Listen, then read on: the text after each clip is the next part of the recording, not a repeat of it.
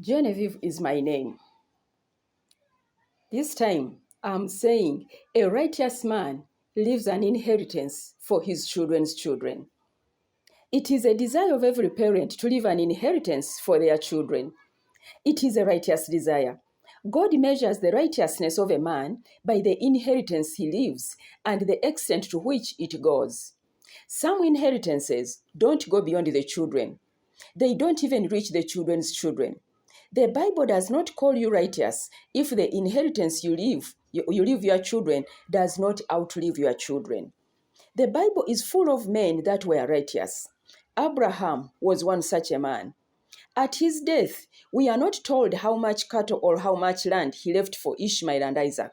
It talks of wells that were covered by the enemies of Isaac over and over. Isaac tried to open them again and again, but these were temporary inheritances. When it came to worship, Isaac worshipped the God of his father Abraham. This God led Isaac all his life. When he grew old, he could not see, but he blessed Jacob. And he blessed Jacob, his son. And when Jacob was fleeing from his brother Esau, the God of his father met him on the way, not once, not twice, but whithersoever he went. He had inherited the God of his father Isaac. He was now the God of Jacob. Abraham is called a righteous man because he left God as an inheritance for his children's children. We call him the God of Abraham, Isaac, and Jacob. The challenge I have is this: will my children's children worship the God I worship? Parent, this is not a mini challenge. How much of my God do my children know? Do they know enough of my God to trust him with their lives, their future, and their children's lives? How much of my God have I passed on to my children? When Isaac asked his father Abraham, "Where is the sacrifice?" he had known that where there is firewood and fire, there must be a sacrifice. And when Abraham said, "God will provide," Isaac knew that it always is God that provided the sacrifice.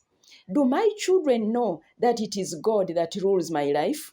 Many children see their parents struggling all alone. They don't see God in the picture. How can such children inherit the God of their parents? It will be very absurd if at the death of the parent, the children pick on another church, another God, another faith, another spirit, another hope, another baptism, which their parents never knew. Even right now, many parents are not worshiping the same God as their children. It is even more challenging that the father and the mother are not professing the same God. What is the fate of these children? Parents, I'm leaving you with this question. Have you started preparing an inheritance that you will leave for your children's children? Are your children ready to inherit it or to embrace it? Or will they sell their inheritance and buy another thing? When you leave a house or land, it can be easily sold or given away to another. Leave your children an inheritance that is not easy to sell or give away or steal away. The wealth of this world is transferable. It is cheatable. It is snatchable. But the heavenly wealth, the God of the universe, cannot be taken away.